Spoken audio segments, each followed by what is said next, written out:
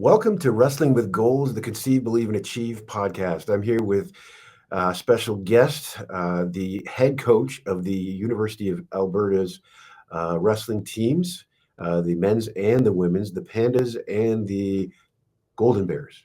Correct. Did I get that? I got that right because I didn't get it right the first time. Uh, so welcome to the show. Thank you. It's my pleasure to be here. I've seen a lot of athletes that I followed on the show, and I figured it'd be great. And thank you for the invite. Yeah, no. Well, we've known each other for a while. I think we wrestled in the same era. Yes. And I think we wrestled once.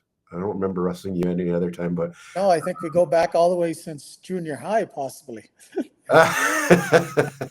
Somewhere around there, yeah. Yeah. I've known what you've done in wrestling as an athlete.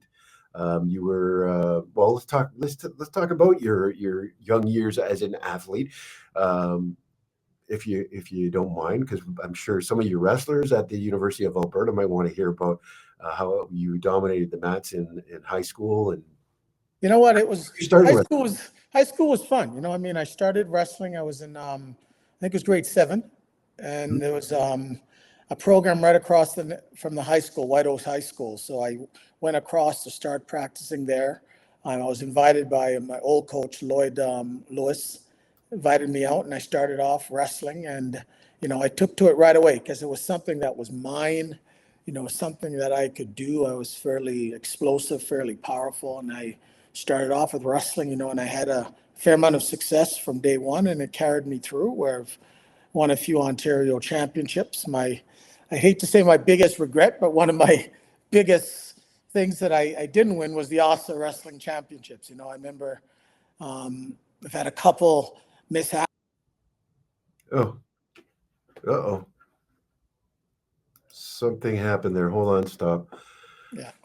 For some reason, it kicked us out.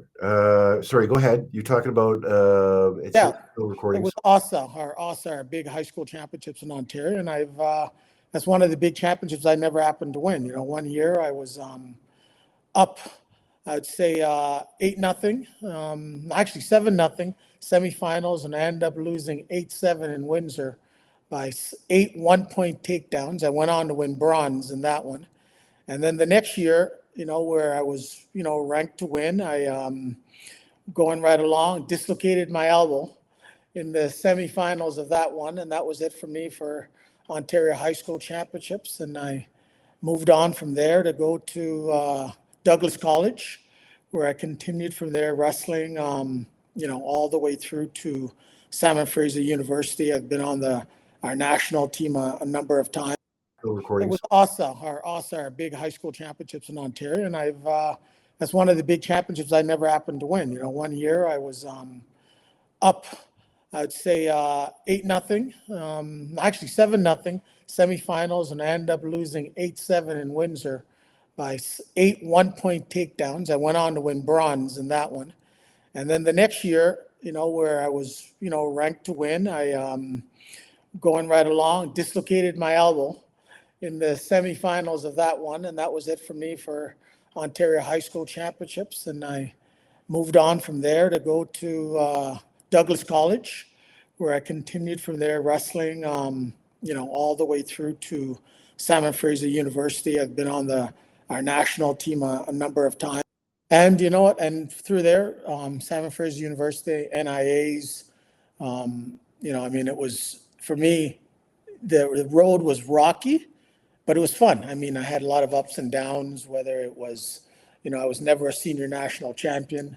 I was runner-up a few times. Even at the junior level, I seemed to always be the runner-up there, and I think those lessons that I learned from my wrestling, whether it's being a national champion at the junior level or being runner-up at the senior level, it just taught me a lot of perseverance and a lot of fight through. And I think if I'd had the storied career where I've won everything, I don't know if I would be the person that I am right now. I don't know if I'd be coaching, because that little chip on my shoulder probably wouldn't be there per se. You're always wanting to edge for a little bit more, and that's why this last year I actually stepped back on the mat at the the Masters Championships in the United States. I had a little goal, got myself in shape, lost 125 pounds. I said, hey, why not give wrestling a try? And went to the Masters, and it was a daunting to step on the mat and just realize all of those demons that you had when you're on the mats, they were just sitting there waiting for me when I got back on the mat. The same fears, the same apprehensiveness. And you'd think after being away for 24 years, you would have dealt with them, but you stepped out there, you were just as nervous, you were just as apprehensive. All those things, that I didn't work on as an athlete were all there. It's almost saying, hey, we're still here, So, I mean, for me, it was great because it also gave me another perspective for my athletes, the weighing in, the constant warming up and warming down throughout the day, getting warmed up for a match, weight, being sore, stepping out on the mat and having to force yourself to wrestle when your body's been cooled down, and coming back coaching, it sort of opened up a different sort of my eyes and a little bit different when it comes to empathy for my athletes and getting them ready and understanding, what it's not as easy as we may seem it is as coaches, because our athletes are tired. They're going to classes. They're doing so much. And when you put yourself in their shoe and, being out there, being fatigued, being tired, being hungry, stepping out on the mat by yourself, having to prove yourself, and having hundreds, well, in that tournament was thousands of people watching at the same time. It's daunting. So in coming back to coaching, it has definitely brought me a different perspective. It's made me a better coach, and I'm excited for the year ahead. Wow. I mean, just hearing that, I did see the pictures on the internet of you trimmed down one, but then I saw you at the U.S. Nationals with somebody that I know for a long time, Derek Brignall. Oh, yeah. Um, and I'm scratching my head like, what's going on here? He's wrestling again. Like, what's what's going on? Like, because I know at my age, I'm like, I would never do that. Well, especially with my head injuries, Yeah. multiple concussions. But for somebody to go back and to do that is pretty amazing in itself, especially at our age. I'm not going to Oh, how old we are, but at our age, going back to something, you always hope and you always think, okay, I'll do it. And then I always wonder about okay, I'm going to get injured, and then it's just I can't function at my job if I do that. What were your thoughts going into this? you know what? And I kept it quiet for the longest time. I didn't tell anybody. My athletes know about it because they were helping me train, but then one of my athletes posted it on Facebook or Instagram that, hey, good luck to Coach Dawkins at the U.S. Nationals. And all of a sudden, the sense of nervousness went from 1,000 times 1,000, because you're like, this was just something I was doing for myself. And then all of a sudden, bam, there it is on Instagram. Oh, Coach Dawkins is wrestling. And then, it hit me. Oh, shit, this is real. Sorry for swearing, but, Oh, no you know, worries. this is real. And it was the nice comforting thing, because me and Derek Brignall, we were roommates from SFU. So it was sort of something we did together. We were roommates at the tournament, and he ended up winning the tournament, in the same weight class. And it was nice because I took turns wrestling, and then I got a chance and I coached him, so it was doing both the passions I love so much. And, yeah, I coached and then I went and wrestled, and I recognized I love coaching a lot more, and the highs are the same as wrestling, but just a little different. And, I'm going to do it again this year. We're both going to go, and hopefully, following up with the World Championships next October. But that's something I'm going to train for more than 1 month on the mat this time, train for the whole year and go give it a try. Train for 1 month and then throw yourself to the wolves, eh? Yeah. Wow, that's awesome. Well, I'm glad to hear that you're continuing it and you're chasing after it. It's that's great. I have a little story about Derek Brignall. I'm going to tell you because I don't know if he's told you this about, and you knew my dad. Yes, I Um, very well. so my dad coached the AWOLS Wrestling Club in London, Ontario, and Derek was one of our wrestlers there. I And didn't Derek, know. when he was a young lad, he didn't conform to rules and regulations that well. Oh, that's so true. Well, one day we took, my dad used to take kids down to the U.S. to wrestle all the time. And we went to the Ohio State Fair and it was one coach. Parents would, just let the kids go down there. You didn't even have to have, sign permission to do this. So we took a van, I think, of 16 kids. Derek was on there as well. And we wrestled in a barn at the Ohio State Fair, and it was different. The times for matches were staggered. So I think my dad had left a bunch of kids at the back, at the hotel, and they were staying at the Red Roof Inn. And Derek was there back because he wasn't wrestling at the time, and the other kids were. And my dad drove back into the parking lot after this session of wrestling, and it was late at night. And he sees these fireworks going off the deck, and he's wondering what the hell is going on. And he's getting closer and closer, and he sees it's Mr. Brignall. He's shooting off these fireworks somewhere from the. And my dad's pissed, and you know how big my dad. Oh, yeah, I know. So let's just say he disciplined Derek in a way that would not be acceptable for kids these days. He didn't hit him, but he did hold him over a balcony.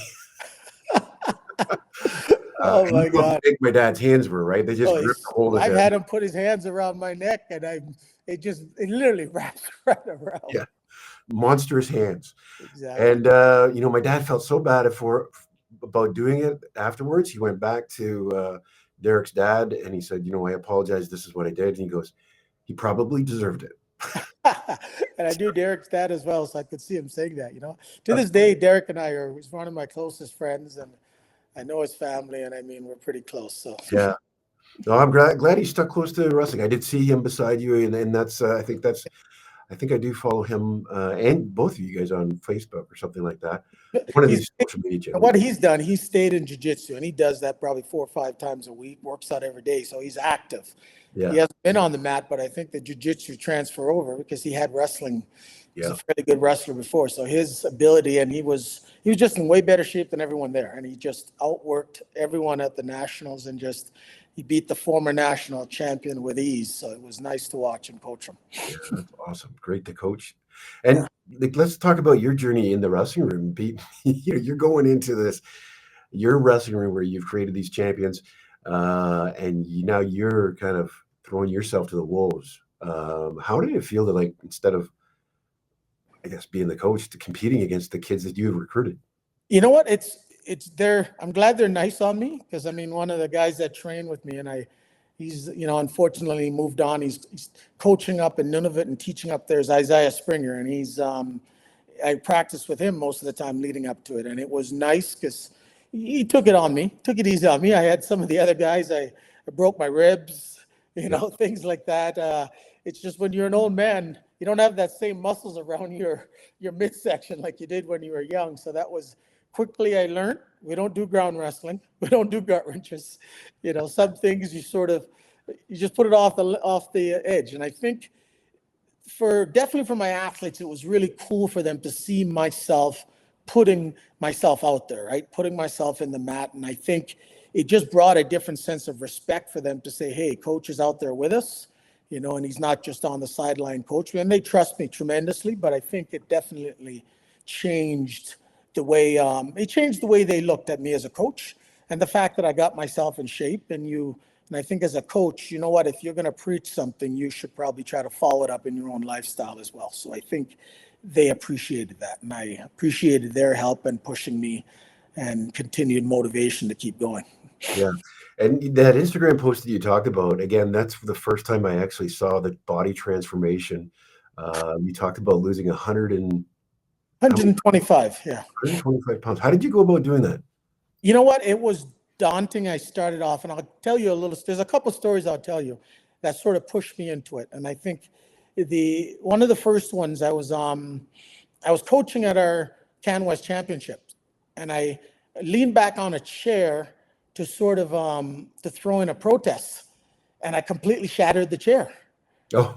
Because I was so heavy, I shattered the chair, and then some parents took it and actually posted on media.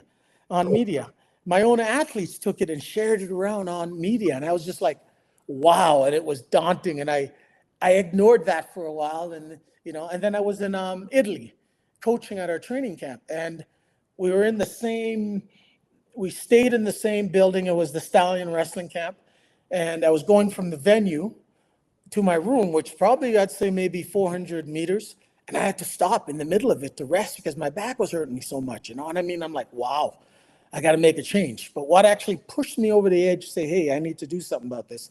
I was in the park playing with my kids, and there was another dad there, and they were going from apparatus to apparatus, running around, jumping, and I couldn't do it. And I'm like, my kids are, at that time, they were 9 and 6 years old. And I said, I don't want to be that dad that's sitting watching my kids play. I want to be in there playing with them, jumping, going from monkey bars to monkey bars.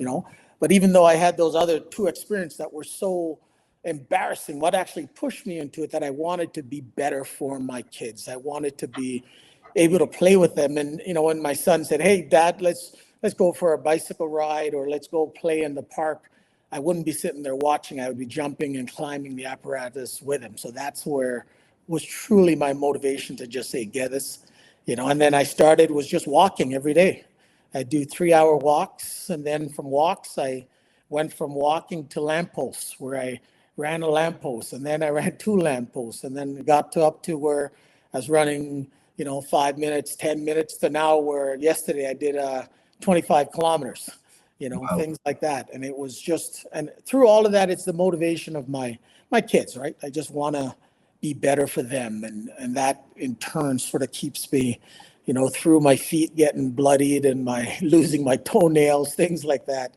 I just keep thinking, you know what, I'm doing it for them. And I want to be around for them, because I started family when I was late. I mean, we're about the same age. So I'm 52 years old. I think you might be a bit younger than me, Oh but no, we're on the same page there. yeah, same page. So I want to be, when I look at the numbers, my kids are, again, my daughter just turned 7 and my son is 10, Mm. so I want to be around for them to be healthy. So that's my main catalyst right now, is to be a better dad and be around for my kids. That's awesome. I share your thoughts. The same thing. My father passed away when he was 60 years old. I'm approaching that. We're both approaching that age. Scary, isn't it? What's that? It's scary. Yeah, you start to think about what you're eating. Start to think about what you're doing, and sometimes you just ignore it. And I think that's my brother's in the same situation. We ignore our health because there's other things going on, and it's probably one of the most important things in our. And if we're not there, we can't take care of anybody else. You can. And I think as wrestlers, and we come from an era where, and I always give this story where I didn't even know you had to pay for wrestling fees when I was growing up. You know, because it's somebody, guys like your dad. For me, it was Jim Hall, it was Kevin Lomas, it was guys like that. They found a way to pay it for me. So in turn, I always had this tremendous sense that I had to give back. And in giving back so much, you forget about yourself. You really, truly forget about yourself, because, you're traveling and you're getting back, and then you're waking up early in the morning to go to practice again. And in that time, yes, you're trying to train, but you're eating late at night and you're just not thinking about yourself, because we've been taught by guys like your dad and, and my coaches, that you give because somebody gave to us, Yeah. but in turn, you do sit down one day and realize you do have to give to yourself as well. So that's the point where it's learning that balance. And, our coaches didn't have that balance, and we started following in their footsteps as well, where we absolutely no balance, didn't, we were away all the time, and I think for me, it's now learning a true balance, and the balance what makes me a healthier person and better coach and a better father as well. Mhm. Well, here's to your health. That's Thank you. awesome. I was very excited to see, and again, one of the reasons I wanted to talk to you was one, because we want to get wrestling exposure, talk to you about your university and how you got there, but also the pictures on Instagram. Although you didn't want them there, man, it was like, I want to know this story, because this is pretty cool to see somebody my age that is made a huge transition Yeah. in his life. It was tough, but it was fun. Tough and fun, and you're going to continue doing it. You said the World Championships are Well, in. I'm going to do the Masters again in April, Okay. Vegas. So I'm going to, as I said, I'm going to train more than just a month. Okay. I try to be a little bit more diligent with my training, probably the whole year, a couple of times, 3 times on the mat, and then hopefully go to the Masters the following 2025 in October. Okay. The world. Perfect. That's And the that's usually held across the seas, is not? Yes, it's usually in Europe somewhere. Yeah, I have never. Well, I think it was only here once in Yes, Toronto years ago. yeah, I can't remember. Probably '96. a long time ago. Yeah, 'cause I think my dad was selling T-shirts there at the time, if I remember right. Wow. Yeah. So you know what? Let's talk about your university because You know what? It's the coaching thing. It's been a long road for me, and I remember my first coaching job was in Thunder Bay, Ontario, Lakehead University. And I just graduated. I was teaching high school. My goal has always been to coach wrestling, coach at the university level. So I took that job in Thunder Bay, Ontario. And again, adding to my chips on my shoulder, I still carry, I don't know if you remember, they used to have the Ontario Forum where people went on and they talked. And yes, I remember somebody made a post, and to this day, I still carry this thing. It says, Dawkins is never going to be a coach. He was a shitty wrestler. He'll never turn into a coach. He'll never do anything with that program in Thunder Bay. I don't even know why they're wrestling him. He's just going there for the money. And in hindsight, I took that job for 18,000 a year, and I hmm, was living with, you might know him, Harry Curtis, yeah, and family. That's who I lived with for the year while I was there, first year. And it was definitely not for money, it was for the love of the sport. And then I was in Thunder Bay for 4 years, with a fantastic group of athletes. You know, that university basically gave me my start. To this day, I still say, that's where I got a chance to start coaching at the university. Yes, I was coaching at U of A, helping out as assistant coach there with Vang Ioannidis, but truly, Lakehead is where I got that start. And I thank that guy that put that post on the Ontario Forum that said, hey, Dawkins, he's a shitty wrestler. He'll never be a coach, and he'll never be able to develop any athletes.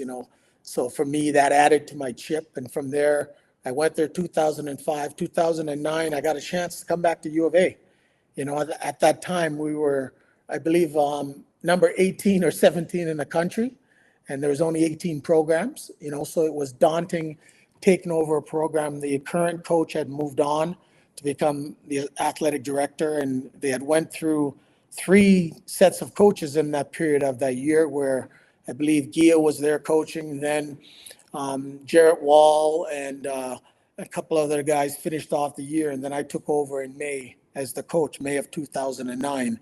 And I started the daunting task of rebuilding that program, and I used my connection throughout the country I recruited, and the big thing was the best wrestlers didn't want to come to U of A. I went out and I found the athletes that were getting fourth, were getting third places at nationals, third places in provincial championships, that they were a little bit like me. They had some chips on their shoulder and they had something to prove.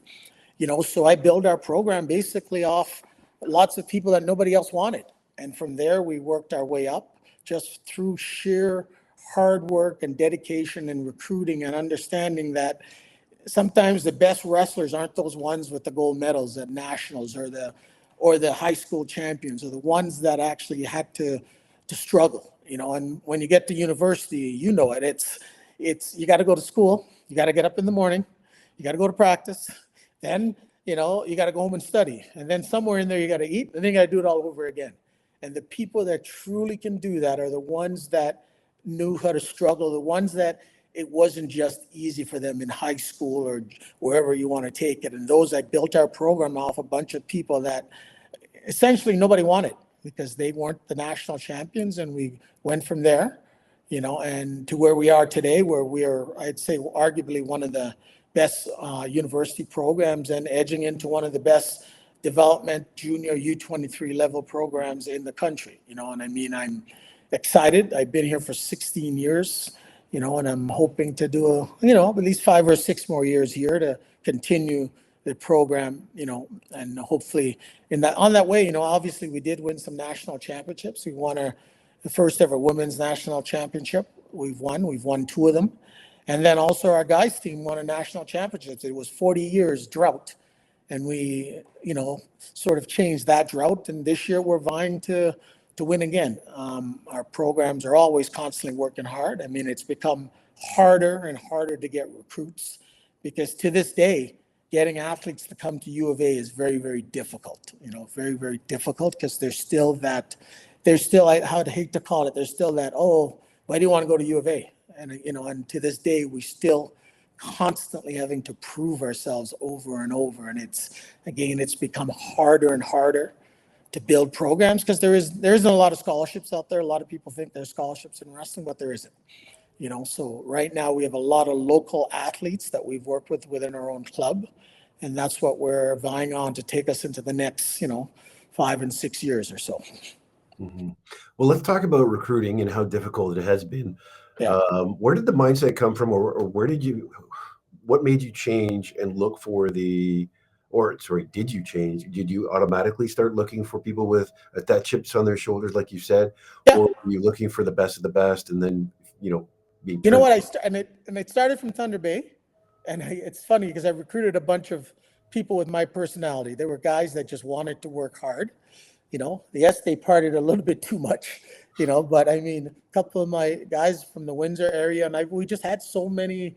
It went out and find those athletes that they, and you made them feel special. A big part of my recruiting thing was I would go and I would meet their families. I would sit down with their families.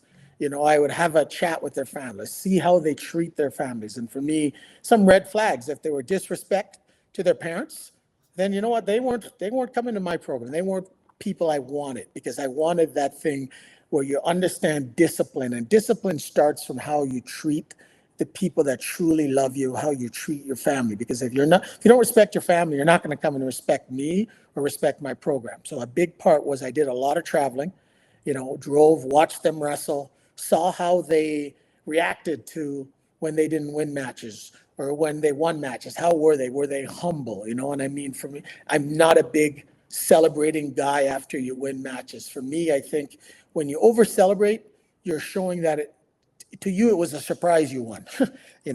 I mean, I like those guys. You win, yes, a little bit of celebrating. I tell my athletes, celebrate after you won the national championships. Celebrate after you're on the national team, because it's a process along the way. And if you start, overly celebrating after every match, you're showing that you don't expect to win, but you're also disrespecting your opponents, right? Because they worked hard as well. So for me, it was that whole overall respect, on every level, having humility and wanting to work hard, and it wasn't wanting to work hard and tell everybody I'm working hard. I say champions are built and made, when nobody's watching. That's a quote that I love. The work comes in when it's early in the morning. To this day, I'm up at 4 a.m. doing my workouts, because I still am it's that chip on my shoulder. You know what? I'm going to work out when nobody else is, because I don't want to do things when everybody else is doing it.